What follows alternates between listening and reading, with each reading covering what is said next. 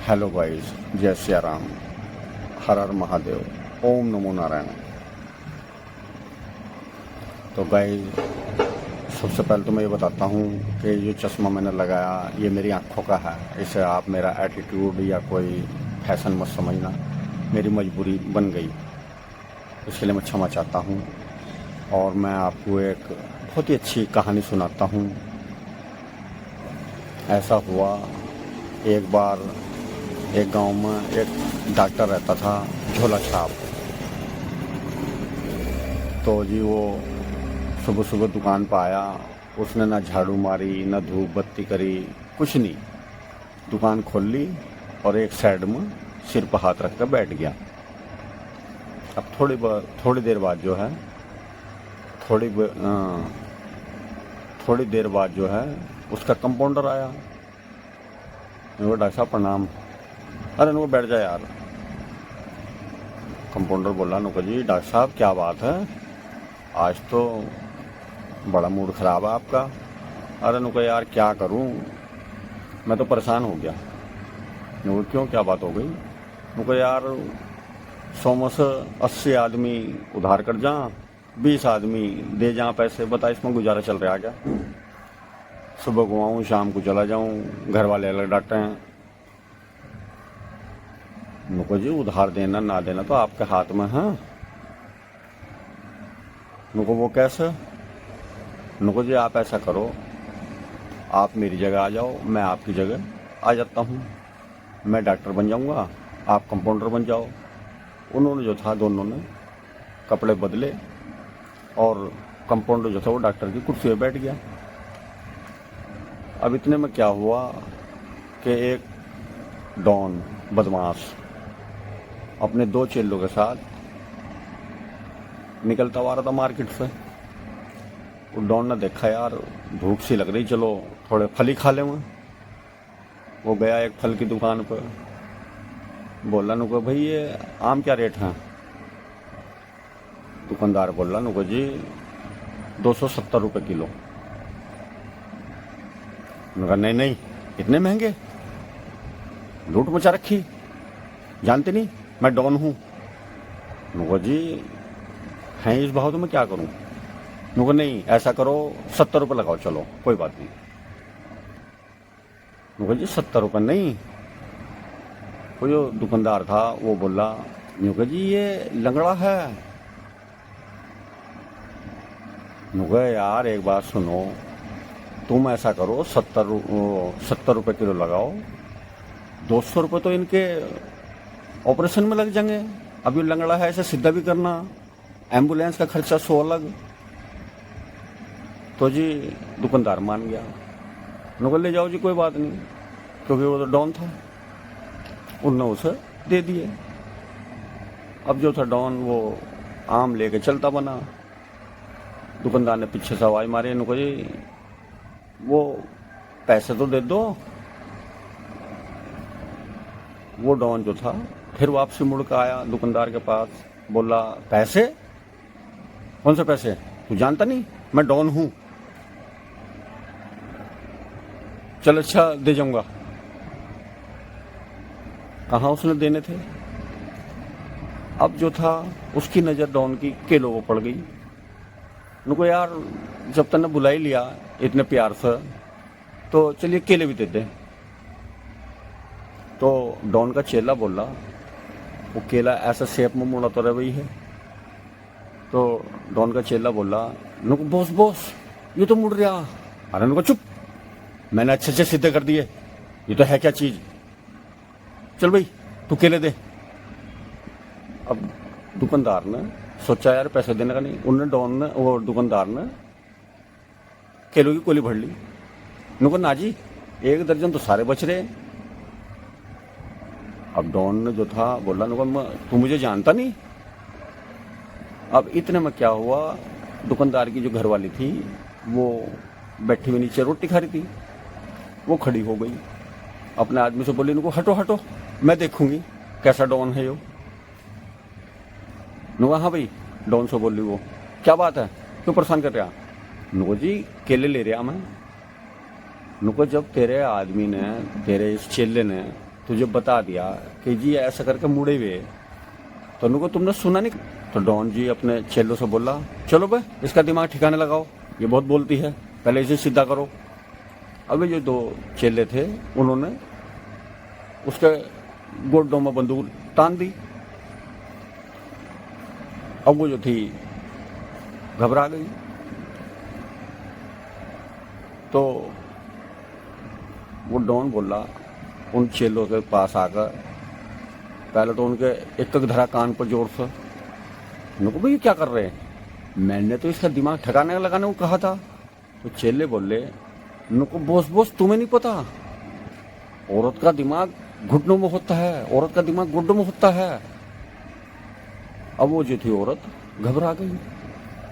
उसने कहा जी कोई बात नहीं, कोई बात नहीं, ले जाओ आप। तो डॉन बोला, उनको देखा जैसे तू सिद्धि हो गई ऐसे ये केले सीधे कर दूंगा मैं। तो जी वो डॉन जो था केले लेके चलता बना। अब वो खाते हुए जा रहे थे। अब जैसे वो थोड़ी दूर पहुंचे तो एक चेले ने केले का छिलका खा कर वो डॉन का आगे फेंक दिया। डॉन का ध्यान नहीं था और उसका जो पैर उस पर रखा और रपट के नीचे गिर गया। अब जो है उसका तो कुल्ला टूट गया। अब ये जो दो चेले थे उसे ठाक और उसी झोला छाप डॉक्टर के यहाँ ले गए। पैसे उसने कहाँ देने थे। अब वहां जाकर उसे उल्टा लिटा दिया। वो कूल रहा। अब जो था कंपाउंडर जो डॉक्टर बना हुआ था बैठा था, वो इरफान, उसका नाम इरफान था। वो जो बोला, नुको जी क्या बात हो गई, नुको जी आप चेक कर लो। उसने उसकी नमो जो पकड़ी और थोड़ी देर सोच के बोला, नुको भाई ऐसा है कि इन्हें तो बड़ी गंभीर बीमारी है। नुको वो क्या, नुको जी इन्हें बीमारी है, तू जल्दी मरेगा। नुको जी यो कौन सी बीमारी, यो अभी अभी लॉन्च हुई। नुको जी चेले बोले, नुको जी आप इसका इलाज तो बताओ। नुको हाँ हाँ इसका पक्का इलाज है मेरे पास, मैंने रिसर्च कर रखी। नुको जी तो दवाई दो। अब चेले ने जो है उसने कंपाउंडर ने, डॉक्टर जो बना बैठा था, उसने ठाक एक पत्ता 10 गोलियों का वो उन्हें देने लगा। तो डॉन ने गर्दन घुमाई। नुको जी यो कैसी दवाई है, क्या नाम है इसका। नुको जी इसका नाम है प्राण हरण। नुको जी ठीक है, इसकी वो बताओ कैसे कैसे खानी हो। ये 10 गोलियां इकट्ठी जो हैं, ये 10 गोलियां इकट्ठी ही एक साथ खानी हैं। आगे समझ में। डॉन बोला, नुको हाँ जी हाँ, लेकिन नुको डॉक्टर साहब जरा इस पर तारीख तो देख लो, कहीं एक्सपायर तो नहीं है। अब नुको बेवकूफ है क्या तू। डॉन बोला, नुको जी क्यों। अबे यो अगर एक्सपायर नहीं होने की तो असर कैसा करेगी।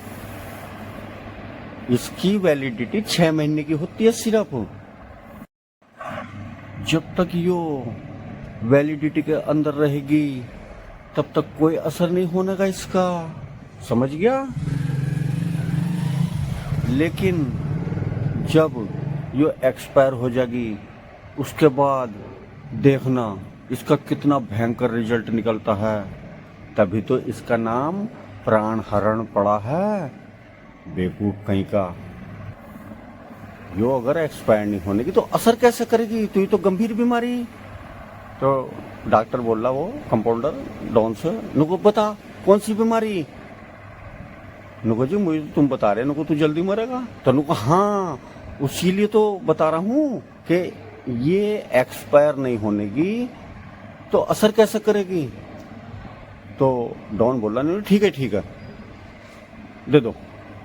अब क्या हुआ कि कंपाउंडर बोला, नुको भाई एक इंजेक्शन भी लगेगा। इरफान बोला, अब इंजेक्शन से जो है डॉन बहुत डरता था। उसने कहा, जी इंजेक्शन रहने दो, दवाई से काम। नुको ना ना ना ना, ऐसा बिल्कुल नहीं होने का, इंजेक्शन तो तुम्हें चाहिए। नुको ये चलो लगा दो। अब जो था इरफान बोला, नुको डॉन भाई एक बात तो बताओ, ये महंगा इंजेक्शन है, पैसे हैं तुम पर? नुको पैसे? मेरे से पैसे? कैसे पैसे? चुपचाप दे रहा दवाई नहीं। अब इरफान की तो हालत खराब हो गई। उनको यार तो पैसे नहीं देने का, डॉक्टर तो पहले ही झींक रहा था, अब ये मुझे पता नहीं क्या क्या कहेगा। उनने जुगाड़ निकाला एक तरकीब, वो भी बहुत तेज था। नुको जी ठीक है डॉन भाई ठीक है, इंजेक्शन लगाता हूँ। तो डॉन बोला, नुको जी यो कैसा इंजेक्शन है?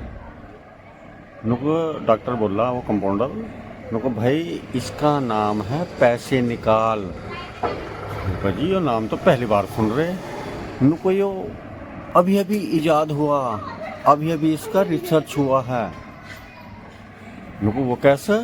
नुको जब आपने मुझे पैसे देने के लिए धमका दिया था, अब उसने जो था सिरिंज तैयार करी, अब जो उसके कुल्ले में इंजेक्शन लगाया तो उसमें सुई छोड़ दी कुल्ले में, और घूम कर डॉन के मुंह की तरफ, क्योंकि डॉन जो है लेटा हुआ था, मुंह की तरफ आया। अब डॉन की तो हालत खराब, सुई अंदर घुसी पड़ी उसके तो बिना इंजेक्शन के।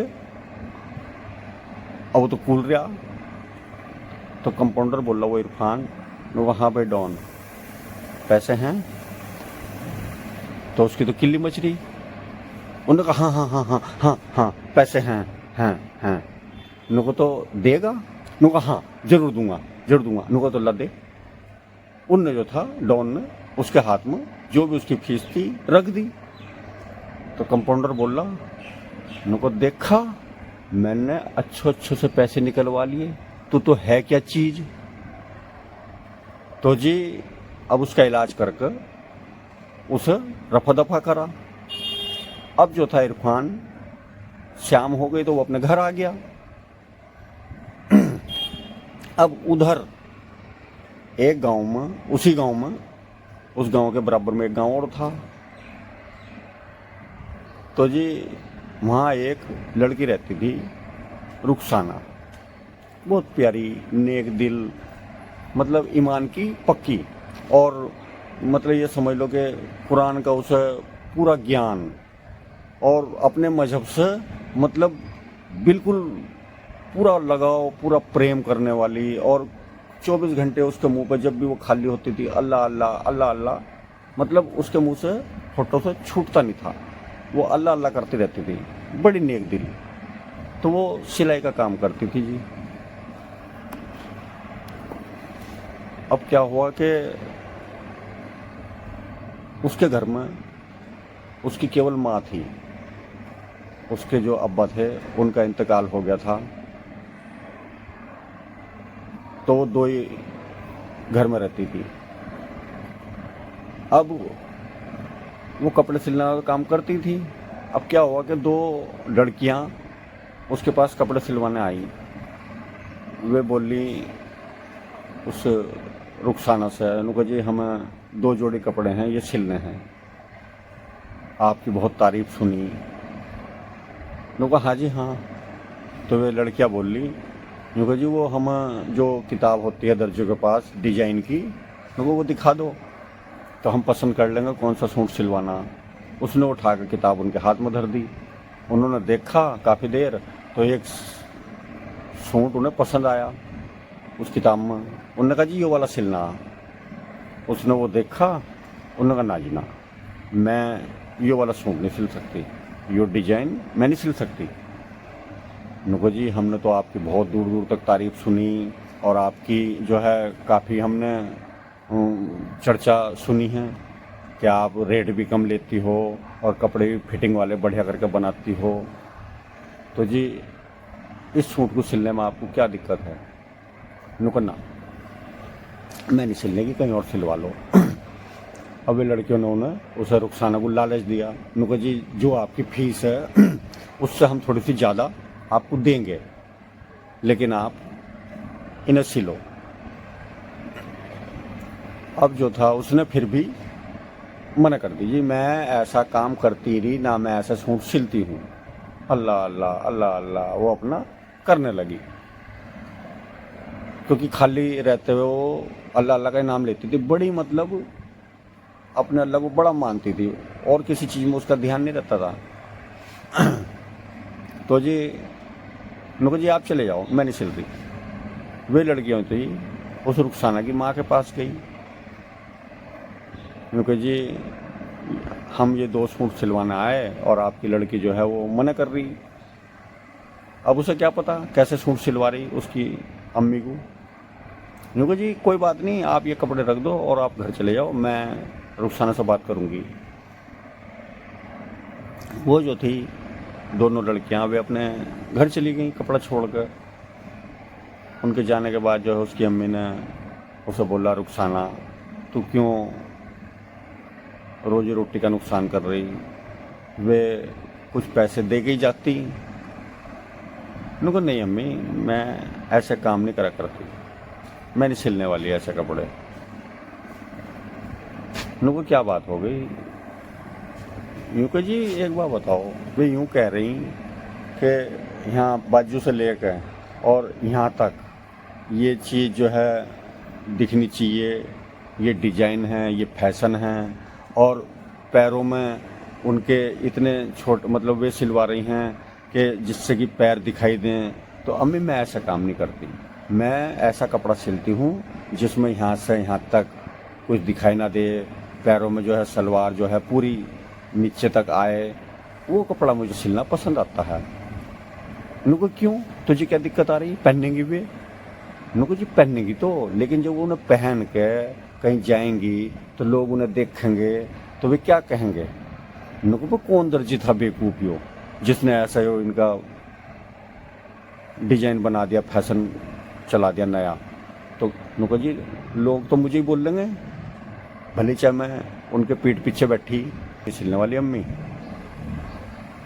और तुम मुझे ज़्यादा परेशान ना करो, इस काम के लिए मुझे ज़्यादा प्रयास ना करो। कोई बात नहीं, उसकी अम्मी बहुत समझदार थी, उन्होंने कहा हाँ बात तो सही कह रही लड़की। अब जी क्या हुआ, वे घर में दोनों तो थी, उन्होंने जो है वो उसकी जो माँ थी रुखसाना की, वो घरों में चौका बर्तन करती थी। अब दोनों ने जो है बढ़िया पैसे कमाए, लड़की भी वो रुखसाना जवान सी हुई आई थी। तो जी उन दोनों ने माँ बेटी ने रुखसाना के दहेज के लिए काफ़ी पैसा कमा लिया। अब होता क्या है कि उसकी जो माँ थी उसे इतना टाइम तो था नहीं कि वो लड़की के लिए लड़का ढूंढे, तो उसने जो था 2-4 घरों में जहाँ भी जाती थी वो उसने कह रखा था कि भाई मेरी लड़की है, उसके लिए कोई लड़का ढूंढो। तो एक दिन क्या हुआ, एक जगह से खबर आई कि जी आप उनकी रिश्तेदारी में से ही कि जी आप आ जाओ और लड़का देख लो। रुखसाना की माँ जो थी रुखसाना को बोल रही भाई मैं लड़का देखने जा रही हूँ और घर का ध्यान रखना। वो चली गई। अब जब वो चली गई, उसे पता था रिश्तेदारी में किसने बुलाया, तो उनके घर चली गई। वहाँ जो थे 2-4 आदमी, 2-4 औरतें, वे सब बैठे थे उसके इंतज़ार में ही। अब वो जाकर बैठ गई, बातचीत हुई। नुका जी वो लड़का तो दिखा दो। नुका हाँ हाँ, अरे नुको वो इरफान। तो जी इतनी देर में वो इरफान जो कंपाउंडर था वो डॉक्टर के यहाँ, वो आ गया। तो रुखसाना की माँ ने जो है इरफान को देखा, उसे वो पसंद आ गया। उनकी जो बातचीत हुई तो जी इरफान के घर वालों ने हाँ कर दी। नुका जी ठीक है। तो रुखसाना की माँ बहुत देर सोच के बोली लड़के वालों से, यूँ कि जी ऐसा है, मैं जो हूँ अकेली हूँ और मेरी लड़की है घर में, कल को उसकी शादी हो गई, वो तो अपने ससुराल चली जाएगी और मैं जो हूँ अकेली रह जाऊँगी। तो मेरी आपसे एक गुजारिश है कि आप अगर मान लो तो कि जी शादी के बाद इरफान मेरे घर में रह लेगा, मेरा भी कोई ना है लड़की के अलावा, क्योंकि उसके पिताजी का जो है इंतकाल हो गया था पहले ही, तो दोनों ही थे बेचारे वे। अब क्या हुआ, लड़के के घर वाले आपस में बात करने लगे। मैं कहा भाई बात तो सही कह रही है। तो जी वे मान गए। उनको जी ठीक है, आप ऐसा करो शादी के बाद इरफान आप ही का घर रह लेगा, क्योंकि ज़्यादा दूर का तो डिस्टेंस था नहीं, एक गांव छोड़ के गांव था। तो जी उनकी धूमधाम से शादी हुई और शादी के बाद जो है इरफान रुखसाना के घर में रहने लगा। काम तो उस पर था ही। अब जो है कमाने वाले 2 से 3 हो गए, तो थोड़ा सा 2 पैसे फालतू आने लगे। अब उनकी धीरे धीरे ज़िंदगी बढ़िया चलती रहेगी। अब होता क्या है कि एक दिन रुखसाना को पता चला कि भाई तू प्रेग्नेंट हो गई। डॉक्टर ने बताया कि तू प्रेग्नेंट हो गई। वो बड़ी खुश, बहुत खुश हुई। अब इधर तो उसे प्रेग्नेंट होने की खुशी मिली, उधर से इरफान घर आया और बोला नुको रुखसाना नुको क्या हो गया, नुको मेरी नौकरी छूट गई। नुको क्यों? नुको वो ऐसा था, एक बार डॉक्टर साहब बहुत झींक रहे थे और मैंने कहा भाई मैं तुम्हें बताता हूँ पैसे कैसे निकाले जाएं ग्राहक से। तो नुको वहाँ ऐसे ऐसे करके डॉन आया था, मैंने जो था उसके सुई पिछवाड़े में जो छोड़ दी तो वो इन्फेक्शन कर गई। अब उसकी जो है वहाँ कंप्लेंट हो गई, तो इसलिए डॉक्टर ने मुझे मना कर दी। मेरे को भाई तुम काम पर मत आना कल से। अब वो रुखसाना जो थी वो परेशान हो गई। मेरे कहाँ तो हम 3 कमाने वाले थे, अब मैं अकेली रह गई, मेरी माँ रह गई। कोई बात नहीं जी, वो बोला इरफान नुको जी कोई बात नहीं रुखसाना तू घबरा मत, मैं कहीं ना कहीं काम ढूंढ लूँगा। अब जो था वो भी अपना काम पर धीरे धीरे ढूंढने चला गया, कहीं मिल गया तो कर लिया। अब क्या हुआ कि इरफान को एक ठेकेदार के यहाँ काम मिल गया। उधर रुखसाना के जो है 2 बच्चे हो गए, रुखसाना के 2 बच्चे जुड़वा हुए।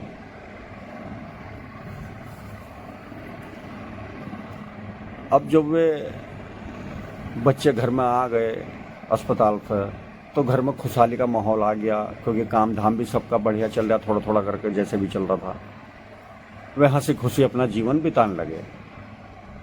एक दिन क्या हुआ कि वो सिलाई करते करते उसकी माँ ने कहा उनको बेटे जरा ये 2 कपड़े रखे धुले हुए, इन्हें जरा ऊपर टांग का आ जा, सूख जाएंगे। वो जो थी ऐसे ही वो धागा काट रही थी, मुँह से सिलाई कर रही थी। अब उन्हें धागा काटा और वो ऐसे कैसी वे 2 कपड़े उठाए और वो ऊपर चली गई सुखाने। उसने वे दोनों कपड़े वहाँ टांग दिए। जैसे ही वहाँ टांग कर वो नीचे उतरने को थी, इतने में पड़ोस से एक बच्चा बोल बैठा, नुको आंटी आंटी आंटी आंटी। नुको हाँ क्या बात हो गई? नुको जरा वो मेरी पतंग आ गई टूट के, जरा वो पकड़ लो, मैं अभी आ रहा। अब इतने में वो जो थी पतंग पकड़ने, जैसे वो पतंग की तरफ को भागी तो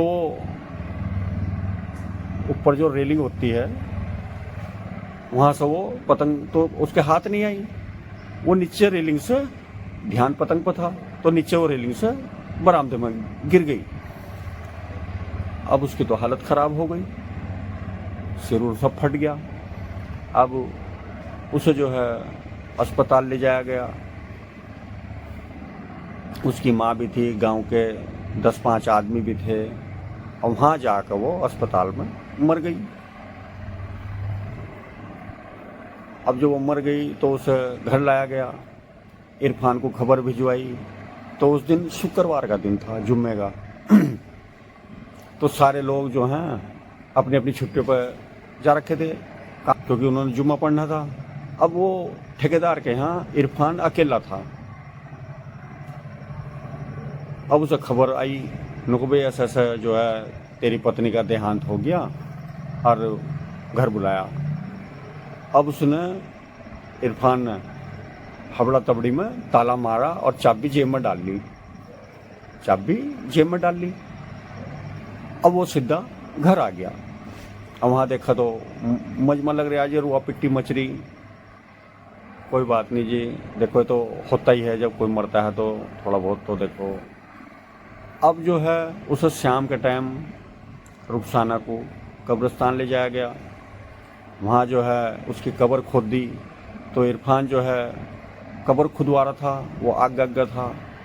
सबने मिल के उसे दफनाया और उसके लिए दुआएं करी दफनाने के बाद, और वे सारे अपने अपने घर आ गए।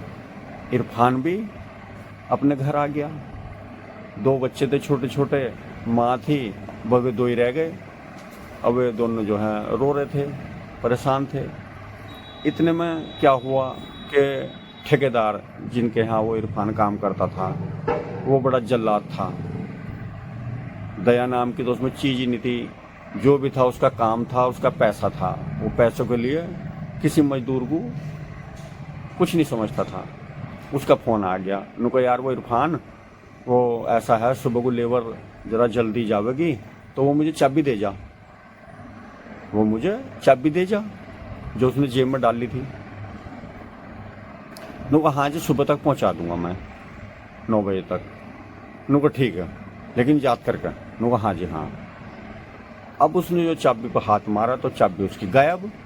वो परेशान, नुको यार ये चाबी गई कहाँ। अब उसके दिमाग में आया, नुको यार तू कब्र में खोद रहा था, नुको शायद वहाँ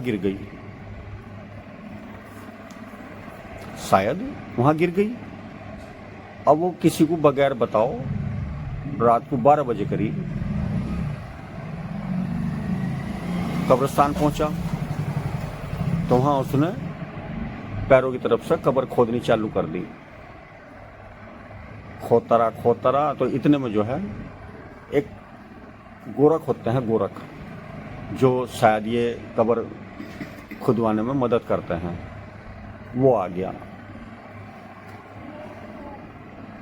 तो वो गोरख बोला, नुको भाई ये क्या कर रहे हो?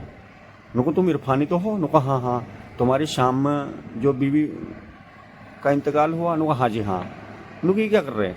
नुको जी वो मेरी चाबी गिर गई और घबराया होता, वो पसीने पसीने हो रहा था वो, क्योंकि 12 बजे रात को हालत तो वैसी खराब हो जाए आदमी की।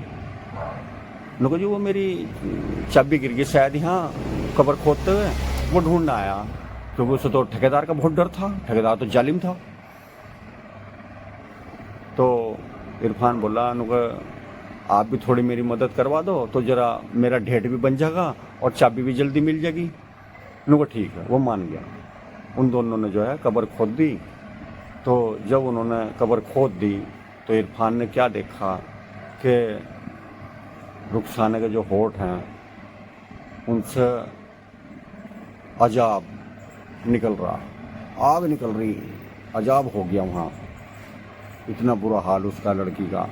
तो अब इरफान ने जो है जब कब्र खोद दी तो चाबी तो मिली नहीं, लेकिन उसने जब रुखसाना के मुंह को देखा तो उसकी आँख फटी रह गई। उसकी हालत खराब, पसीने पसीने, बुरा हाल हो गया उसका कि बस कहीं यो अभी ना चला जा।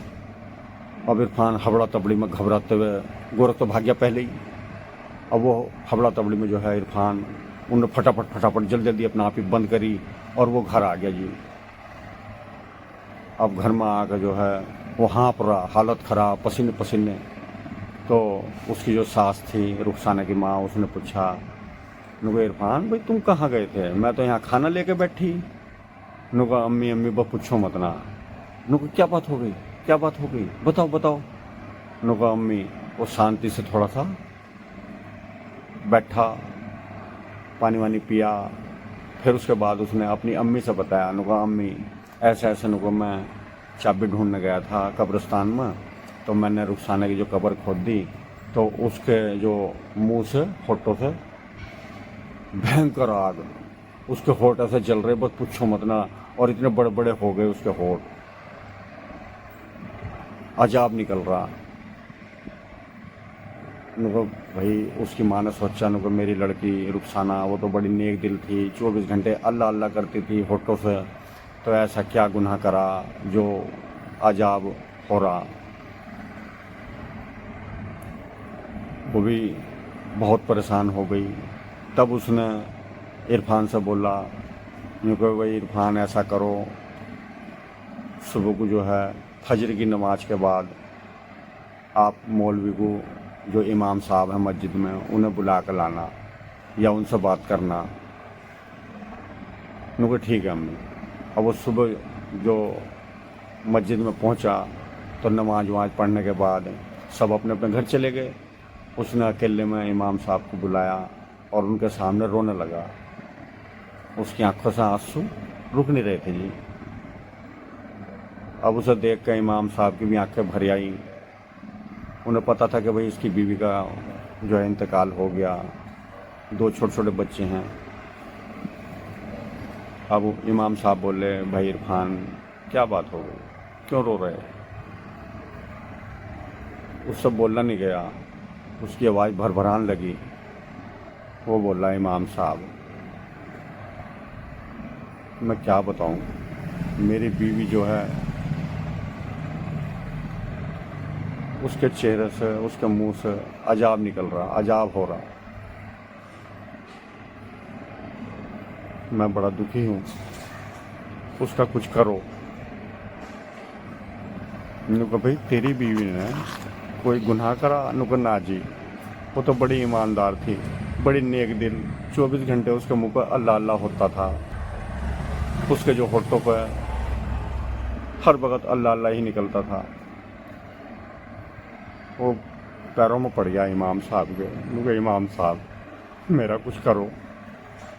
अब इमाम साहब जो हैं खड़े हो गए, उनकी आंखों से भी आंसू आ गए। बोले, नुको भाई तू घर जा, मैं सुबह देखूँगा, तू घर चल, मैं थोड़ा सा काम निपटा कर आ रहा हूँ। अब क्या हुआ, इमाम साहब जो हैं उसके घर आए, वहाँ तो रुआ पिट्टी मच रही। उसकी माँ रो रही, नुका जी वो मेरी लड़की तो अल्लाह अल्लाह करती थी, फिर उसने कौन सा ऐसा गुनाह कर दिया जो उसके चेहरे से अजाब निकल रहा, अजाब हो रहा। इमाम साहब ने जो है उसकी माँ को ढांढस बंधाया। बोले, नुका जी आप थोड़ा धैर्य से काम लो, सब ठीक हो जाएगा। उसकी माँ ने हाथ जोड़ते हुए बोला, क्योंकि इमाम साहब कुछ करो, मैं अपनी बच्ची को ऐसा नहीं देख सकती, ऐसा सुन नहीं सकती। अब जो है इमाम साहब ने घर में थोड़ी देर सुख शांति बनाई, उन्हें सबको शांत करा, ठंडा करा। उसके बाद इमाम साहब बोले उसकी रुखसाना की माँ से, यूँ कि जी ऐसा कौन सा गुनाह करा ये बताओ आप। नुको जी कुछ नहीं करा, वो जिनके कपड़े सिलती थी उससे मैचिंग की रील मिलाती थी, वो रील तक लैस कतरन जो भी थी सब दे देती थी, सब उसी ग्राहक को दे देती थी सूट के साथ। नुका जी और कोई बात? नुका जी वो तो 5 टाइम की नमाज पढ़ती थी, बड़ी नेक दिल, बड़ी सज्जन, किसी का बुरा ना चाहने वाली, सबसे मेल मोहब्बत वाली थी। अब इमाम साहब जो थे बड़े परेशान हो गए। वो बोले, क्योंकि याद करो, ऐसा तो कोई गुनाह हुआ है उससे जिसका वो अजाब भुगत रही है। अब उसे उसकी माँ को याद आया, क्योंकि हाँ हाँ हाँ इमाम साहब एक बात और ध्यान आई मेरी। उनको क्या, उनको वो उस जो है मुँह से धागा काटने की आदत थी। मैं उसे बहुत बोलती थी, मैं उससे चिढ़ती थी इसी बात को लेकर। मैं उसे बोलती थी कि तू धागे को कैंची से काटा कर, धागे को कैंची से काटा कर। वो मुंह से काटती थी। तो इमाम साहब बोल रहे उनको, ओहो यही उसकी एक चोरी है, छोटी सी चोरी जिसे बोलते हैं गाइस, जिसे बोलते हैं छोटी सी चोरी। वो कैसे? अब इमाम साहब बोल रहे उनको, मैं बताता हूँ। उनको ठीक है, वो कपड़ों के साथ कतरन फतरन जो भी था सामान ग्राहक के साथ ग्राहक को दे देती थी, लेकिन वो जो ऐसे करके धागा काटती थी उसका कोई रेशा उसके मुंह में रह गया। और जब वो कपड़े सुखाने गई थी, वो रेशा समझो ग्राहक का था, और वो उसने मुंह से धागा जब काटा तो उसे बोलते हैं चोरी। उसे भी नहीं पता था, उसे भी नहीं पता था। जब इतने से रेशे से इतना अजाब हो रहा, तो इमाम साहब बोले, सोचो ये हम सब के लिए है गाइस, ये हम सब के लिए है कि इतने से रेशे से जब उसे इतना बड़ा अजाब मिल रहा, तो लोग तो बड़ी बड़ी चोरियां कर रहे, उनका क्या होगा।